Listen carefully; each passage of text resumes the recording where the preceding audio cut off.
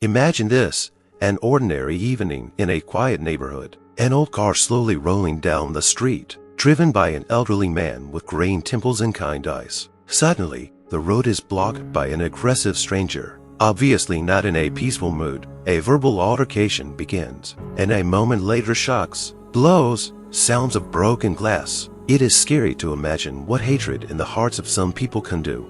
But who would have thought that just a few hours later, this aggressor would not just regret what he had done, but beg for forgiveness, because the truth he learns will turn everything upside down.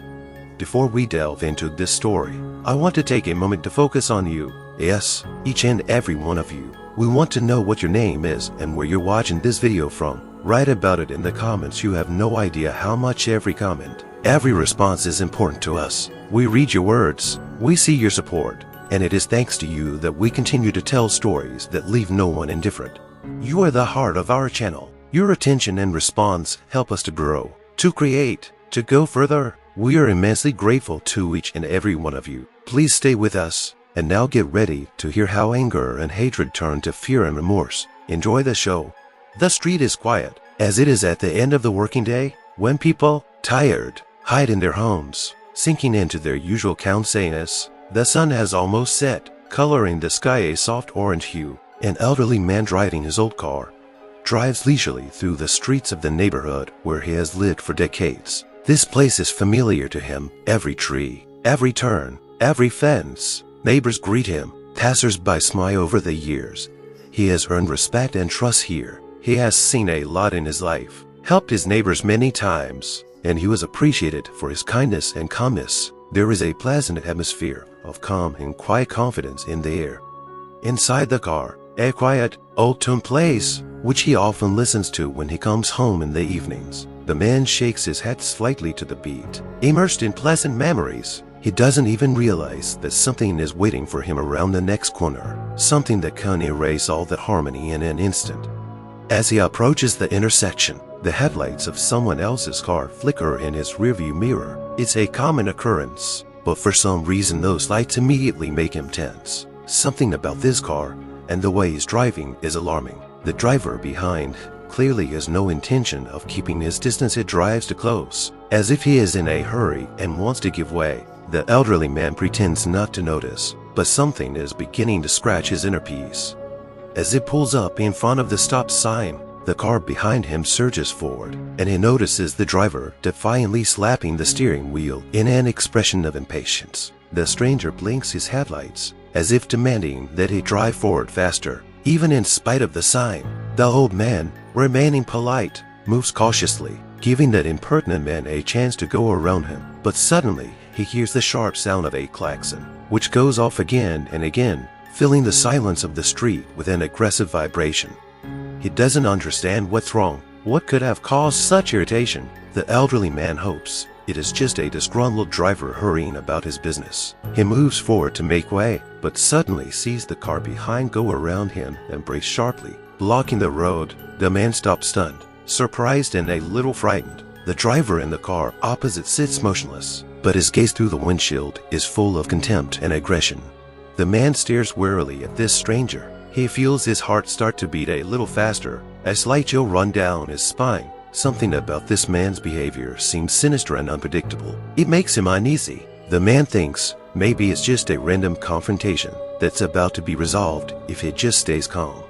But when the stranger opens the door and starts to get out of the car, his movement seems threatening. The man immediately senses that this man is not just unfriendly. The man notices how his eyes flash with cold fury, how the corners of his lips fold into a hard line, and he already realizes that this is not just a random conflict on the road. This is an encounter that does not bode well.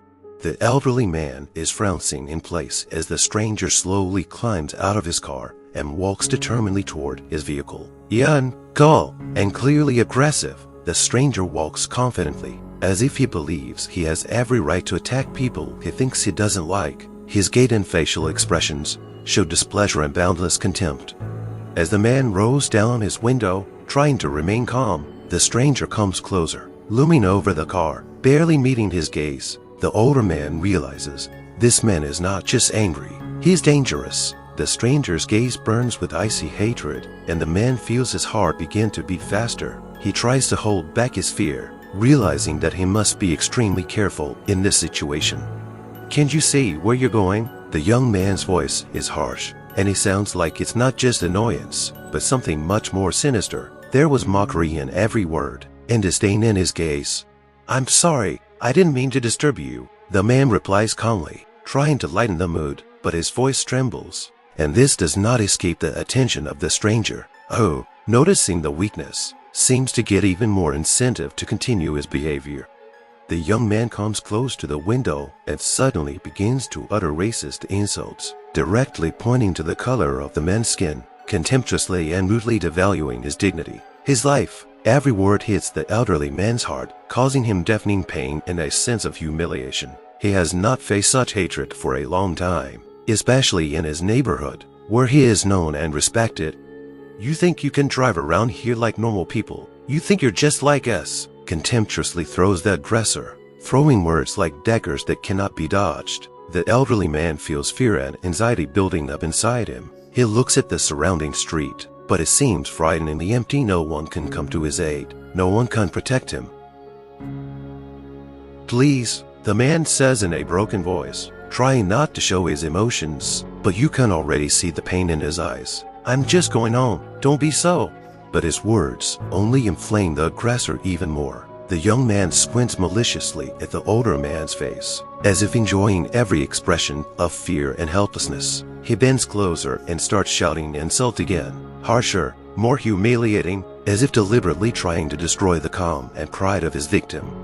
"People like you don't deserve to ride our streets," he said with an icy grin. "This is not your place. Understand? Do you even know where you are? You think you mean anything?"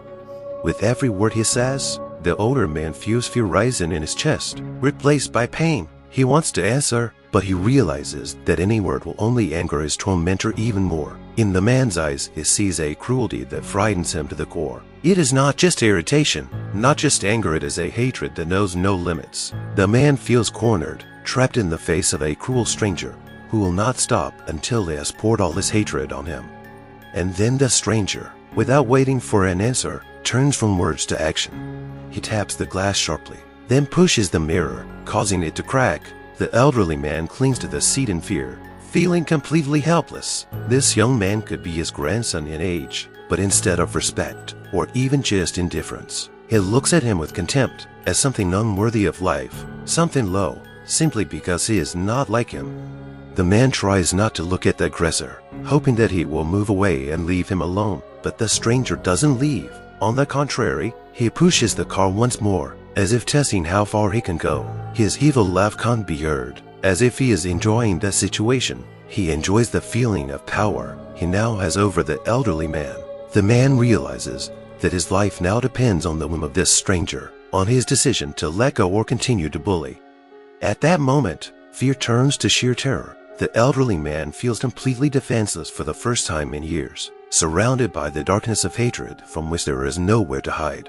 The aggressor continues to shout insults, each phrase hitting the target as if he knows exactly how to awaken the old man's deepest pain. These words, harsh and devoid of the slightest respect, take him back to a time he has long tried to forget. He recalls the years when humiliation was part of his daily routine, when every day he had to face hostility and prejudice. Each word of the stranger is like a blow to old wounds that seem to have healed.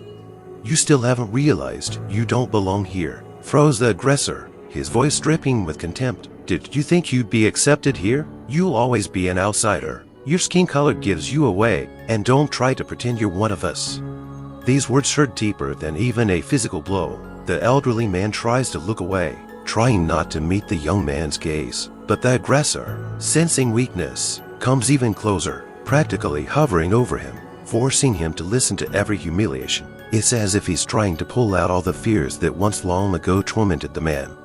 The scenes he had tried so hard to bury for so long begin to come to life. He remembers the humiliation and pain of being just a child, when people like this stranger reminded him daily that he was different, that he was an extra in society. As a boy, he had first encountered injustice, when he was denied basic respect, when for the sake of his fear and tears, it was as if someone was taking pleasure in it. That feeling of being driven and voiceless returns now, when he sees that contemptuous expression in front of him again.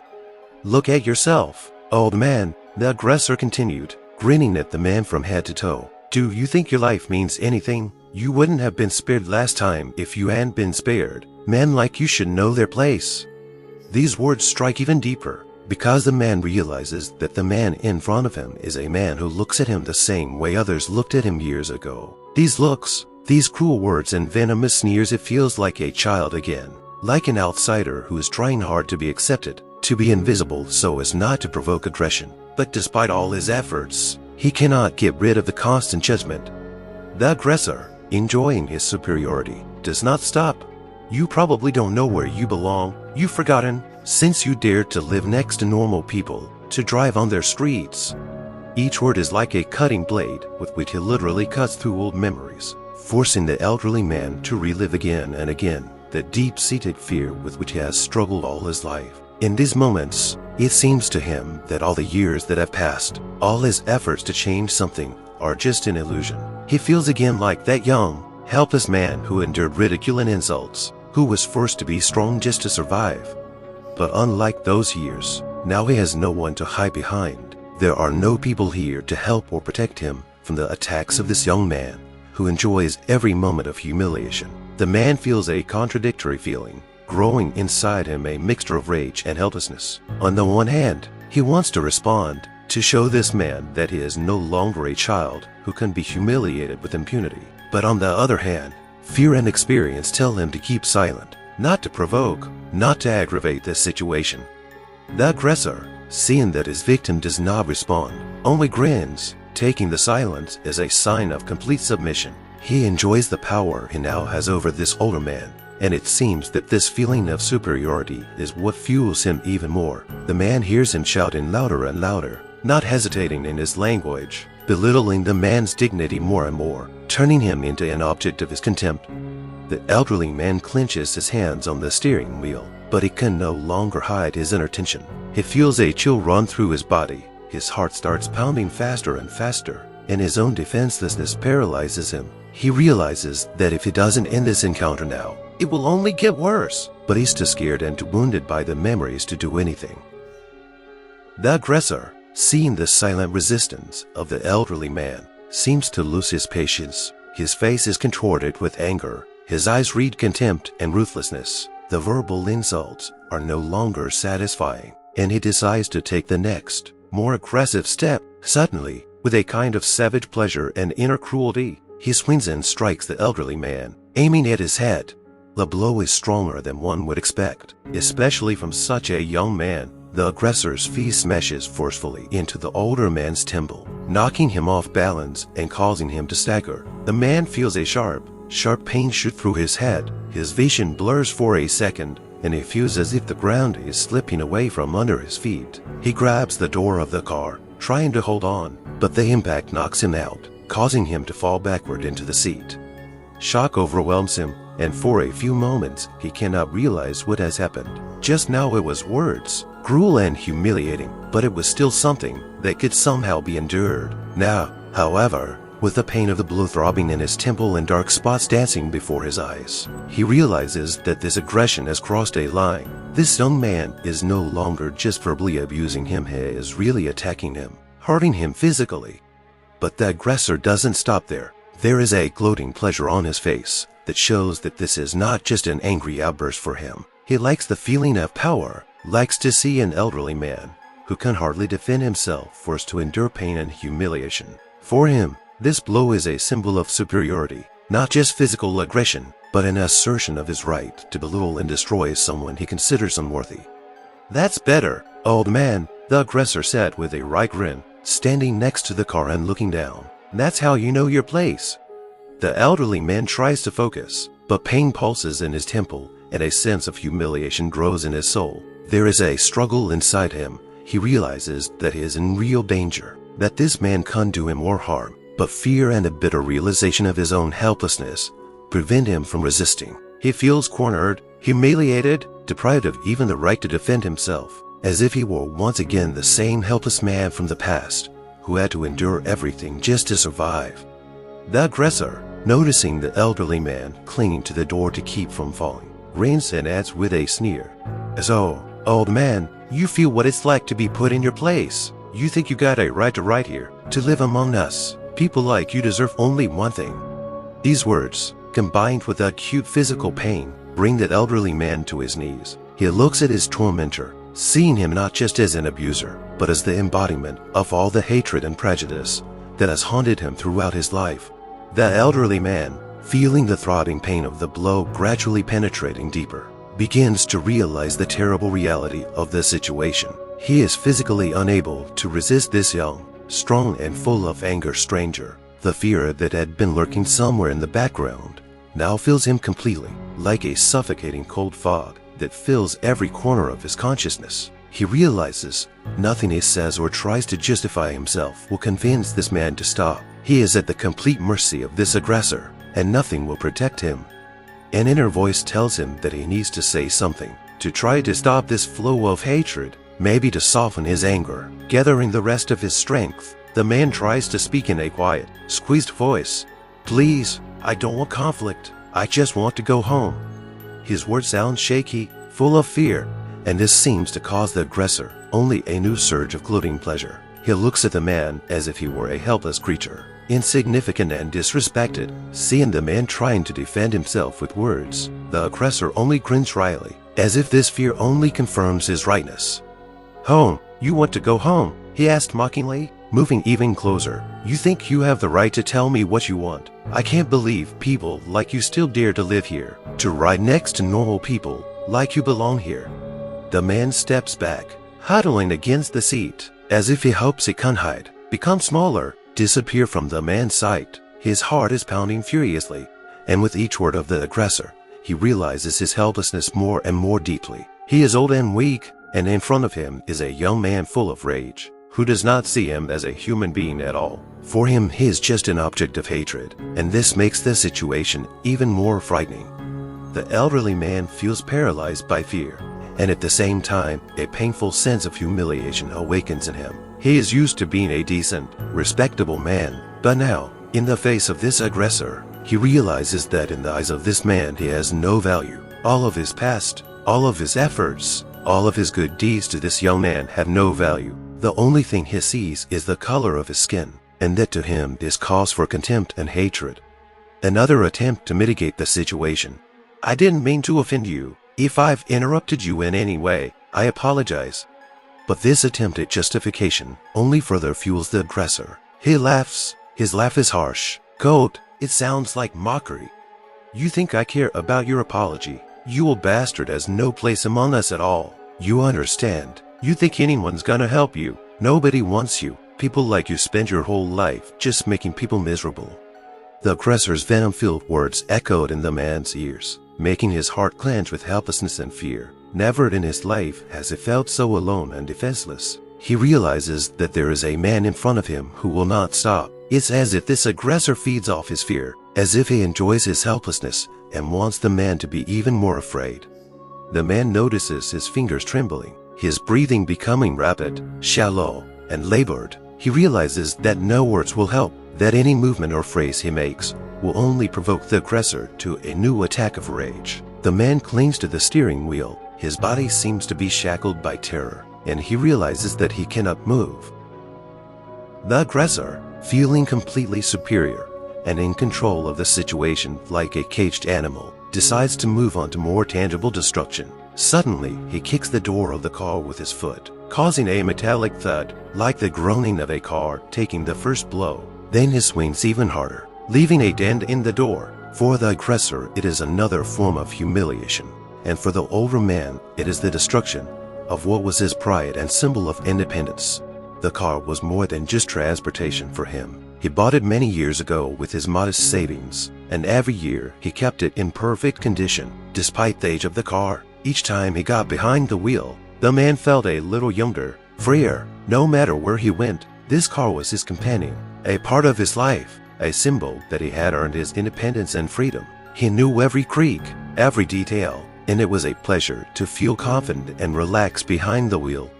And now, watching the aggressor methodically destroy his car, the man feels horror mixed with a deep sense of humiliation and powerlessness. It hurts him to see what he has spent years saving and keeping in perfect condition destroyed. The aggressor snatches the mirror with a gloating grin and throws it on the ground, as if he wants to show that this car is nothing, just like its owner. "Did you think you could skate around here like everyone else?" shouts the aggressor, his voice filled with cold hatred. "You don't deserve to ride on these streets. Nobody wants you here." He kicks the front bumper, which shatters with a crack as it falls to the pavement. The man watches in pain, feeling his dignity crumble with each new dent, each broken piece, the sense of respect he has cherished all his life. This car was his pride, and now he is powerless to protect it, just as he is powerless to protect himself.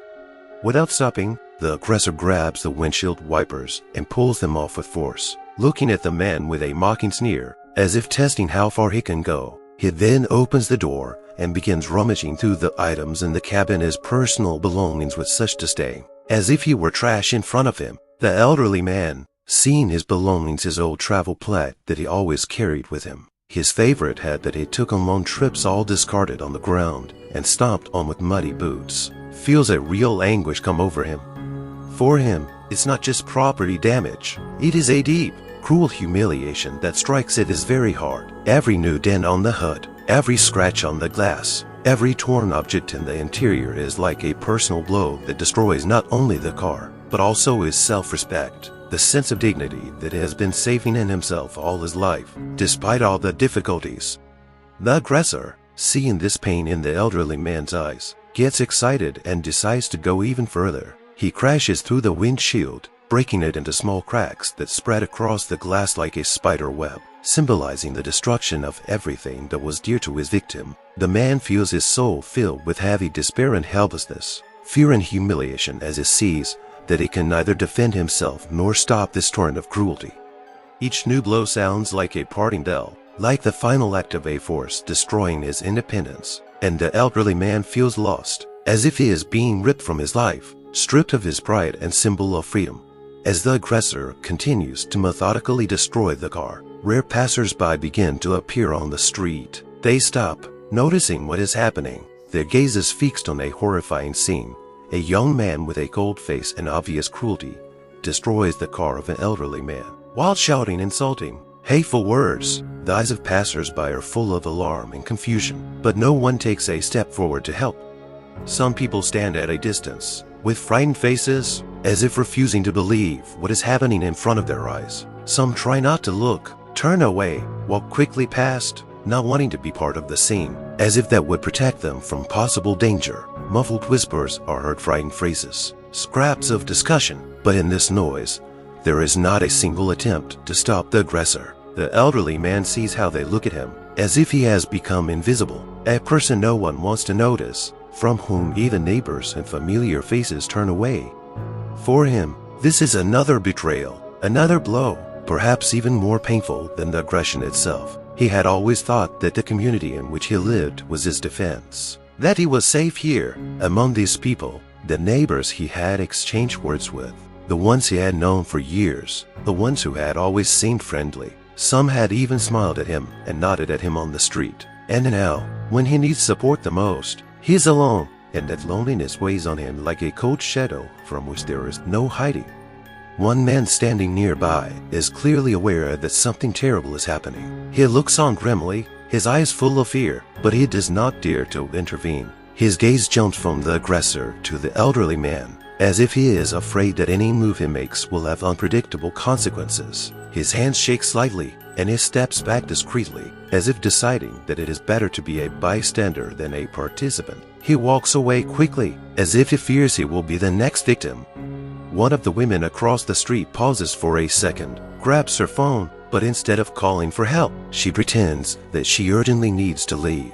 Looking over her shoulder with an expression of horror and alarm, she quickly puts the phone back away and almost runs around the corner, as if the scene that is unfolding before her eyes is beyond her, as if turning away will relieve her of the agonizing sense of responsibility. These silent witnesses, their averted faces, their hurried steps, all make the situation even more frightening and humiliating for the elderly man. He sees these people, their faces, Their fear, he realizes he can't count on anyone. In this paralyzing fear of those around him, he feels an even darker, more terrifying shadow looming over him, the shadow of utter loneliness and helplessness, when the whole world seems to have turned away from him, from his grief and pain, leaving him alone with his tormentor. His heart shrinks, and he begins to lose faith in the kindness of those around him. Every back that is turned, every look that is averted, is like a nail driven into his soul, making the situation even more frightening and painful. The aggressor, fueled by his own vicious triumph, is not going to stop. The wrecked car, the scattered belongings, and the fear in the elderly man's eyes are not enough for him. With the obvious pleasure of total power over his victim, he takes the final step, the most humiliating and brutal. He pushes the man sharply into his chest, and he falls to the cold, hard asphalt, losing his balance. The man hardly feels his body hitting the ground, but the physical pain pales in comparison to the mental pain. Lying on the ground, he sees the aggressor's boots in front of him, and the aggressor, as if enjoying this final act of humiliation, towers over him with a disdainful grin. The elderly man feels utterly broken. He is on the ground, helpless and humiliated, while the aggressor stands over him, as if symbolizing his power and victory. "That's where you belong," the aggressor said contemptuously, leaning down so that his words would reach the man. "Men like you are not worthy of respect or equality. You have always been beneath us, and you will remain there?"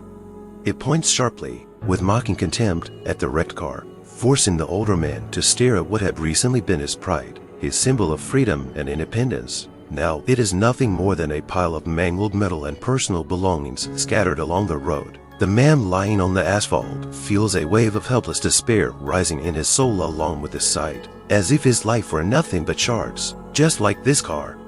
The aggressor, feeling himself to be the apex of justice, strives with every word and movement to break the man to the end. He knows that the man sees him as a destroyer not only of things, but also of his inner world, and this gives him a special pleasure. He kicks the remains of the car a few more times, enjoying hearing the metal make painful wheezing noises, and whenever the older man looks away, the aggressor orders him to look away, as if enjoying watching him submit in desperation. "Don't you dare turn away! Look what happens to those who forget their place," he threw out, shouting. His voice echoed in the silence of the night, cold and frightening, like the sound of thunder before a storm. The words finally pierced the older man, robbing him of his last bit of strength and dignity. The surrounding darkness seemed dense and indifferent, as if the world around him has frowning, watching this scene but remaining cold and indifferent. The man feels abandoned, forgotten and unwanted, lying on the ground in the face of a ruthless force. Images of his former life, of his well-deserved respect and quiet dignity, still flicker before his eyes, but now they seem like ghosts of the distant past. At this moment, it is as if he is experiencing the death of his faith in goodness, feeling shattered and devastated.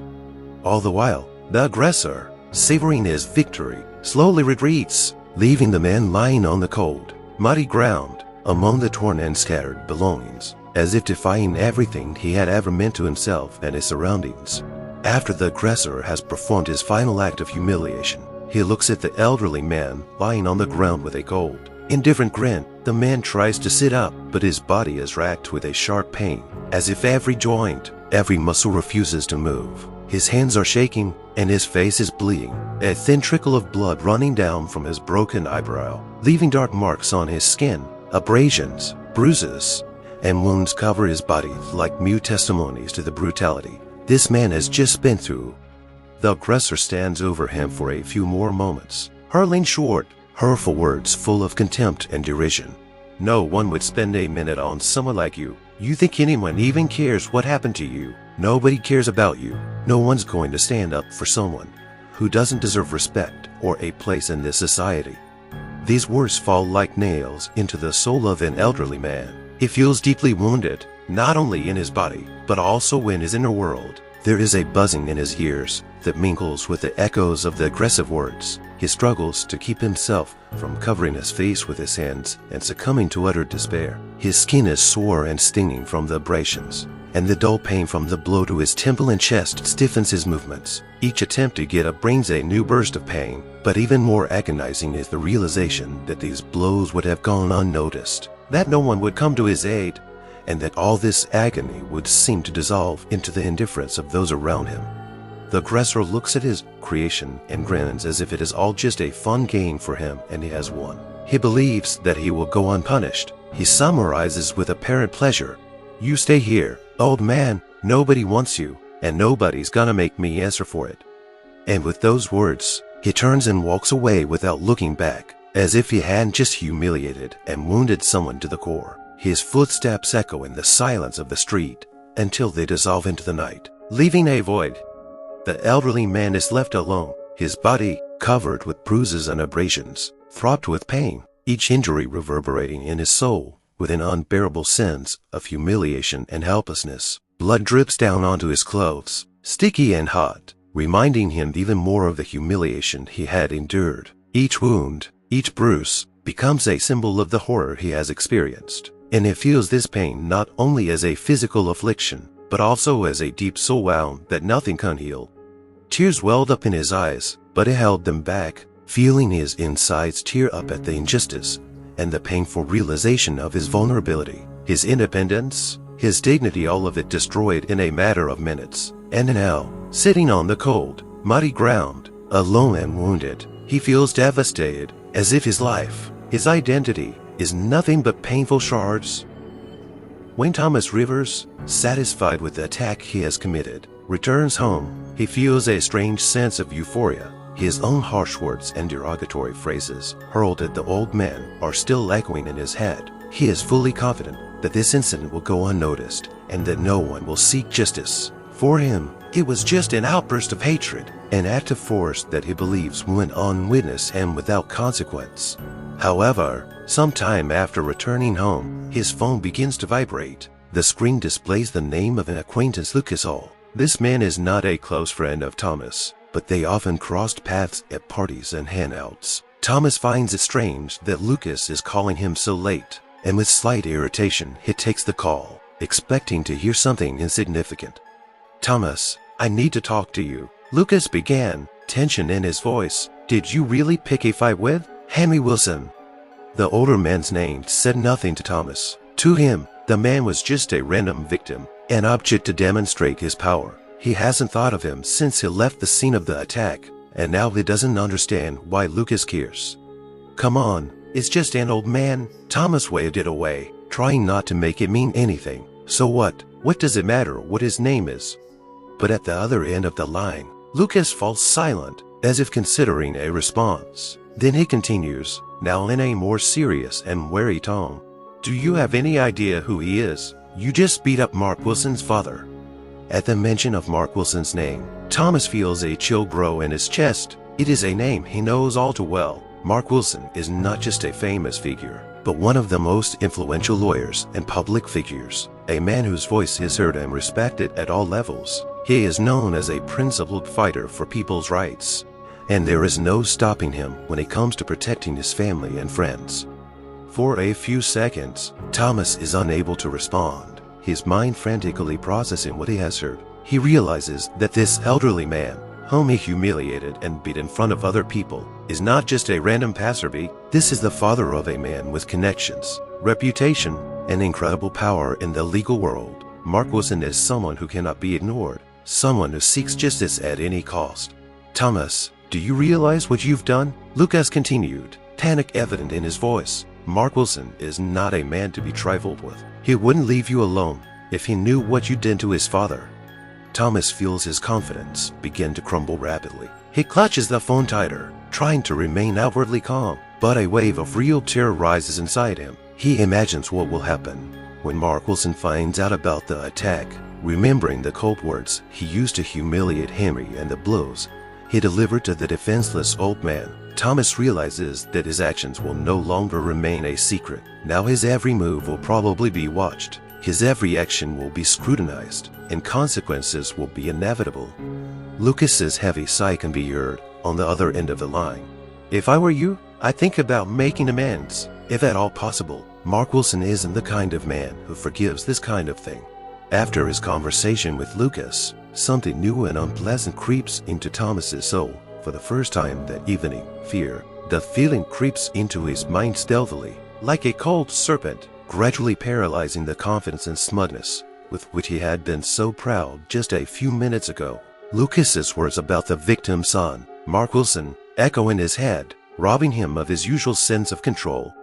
Thomas sits in the darkness of his apartment, staring blankly in front of him. He begins to realize that this is not just an isolated incident. He thinks back to everything he has heard about Mark Wilson. His reputation, his unyielding fight for justice. Mark was known as a man of iron principles, a defender of those who had been humiliated and abused, someone who not only defended his loved ones, but went to the end to give retribution for the wrongdoers. Thomas imagines how Mark, upon learning of the attack on his father, will search for the culprit, and the thought of his inevitable encounter with him makes him panic.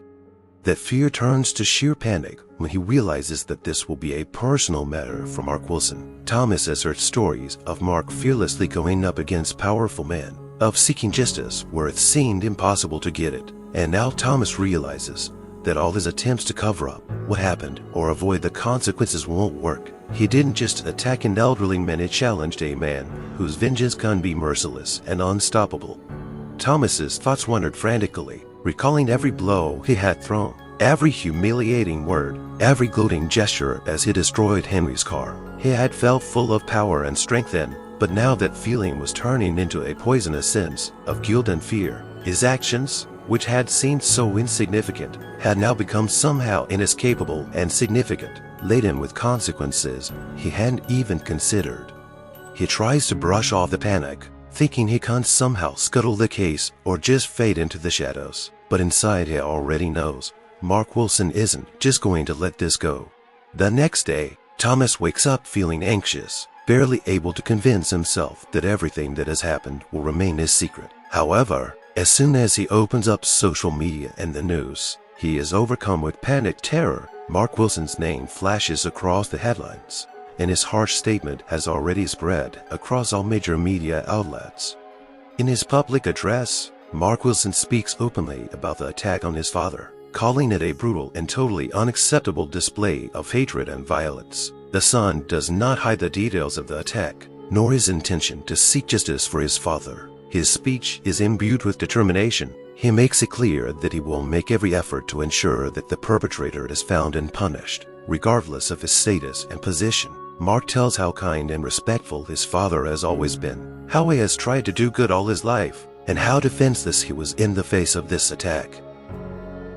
Information spreads instantly. Social media is flooded with posts supporting the Wilson family and condemning the cruel act. Thousands of people write comments expressing outrage, anger, and compassion. Ordinary users, activists, and influencers are joining the discussion, calling for justice and demanding punishment for whoever dared to do such a thing. Hashtags associated with Henry Wilson's name begin to gain popularity, and the entire city and then the country learns what happened.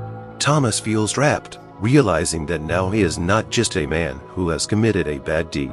He has now become a symbol of hatred and cruelty in the eyes of society. Every comment, every judgmental word written on social media hits him like a punch. People he doesn't know and has never met hate him, wish him punishment. Even among his acquaintances, he feels tension. Some look away, some are evasive, and some make it clear that they do not intend to support a man who has committed such a heinous act.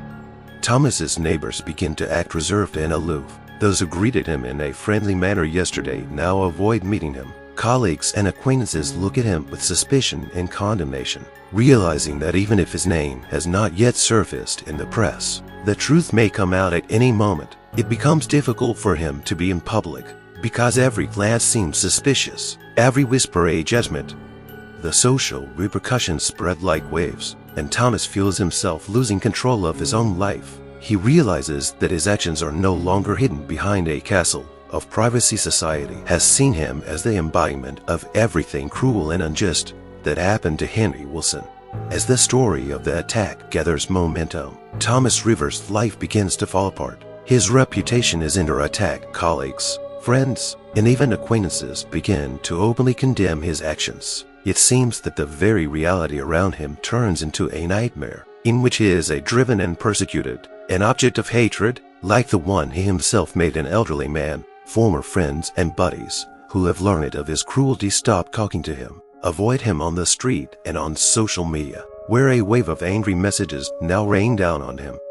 At work, the situation is escalating to the extreme. There are whispers in the department. Colleagues look at him with disgust, and management is clearly waiting for the moment to get rid of him under the pressure of reputational risk. Several important clients, having learned of his behavior, refuse to cooperate with the company, and this makes his presence unwelcome and problematic. Management summons him for a serious conversation, and Thomas is made to understand unequivocally that his place here is no longer guaranteed. Within weeks, he feels every aspect of his career, of his once stable life, begin to crumble.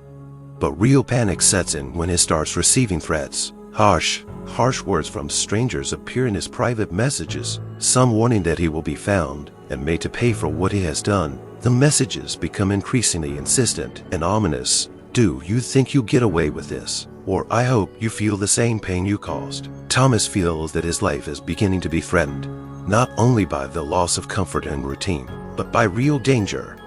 He is afraid to go out in the street. Every person he meets may turn out to be someone who has come for justice. He feels that he is being watched and recognized. The constant condemnation and hatred coming from strangers becomes a new torment that follows him everywhere. Even at home, Thomas cannot sleep. He feels that any knock on the door or noise in the entryway is someone who has come for him. Relationships with his family also begin to break down.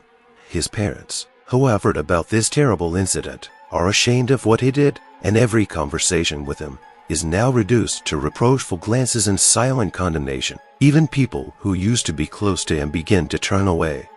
He begins to realize that all the humiliation he inflicted on the old man is coming back to him with unbearable force. Thomas is not just deprived of his former life, he becomes an outcast whose life is poisoned by his own cruelty. Sitting in an empty apartment filled with a heavy silence, Thomas sinks into an agonizing realization of the consequences of his act. Once, just a few weeks ago, he had been proud of his attack, convinced that he had done the right thing according to his preconceived notions. He felt like he owned the situation, that his act demonstrated his power. But now that life around him has been completely destroyed, he is beginning to realize how wrong he was.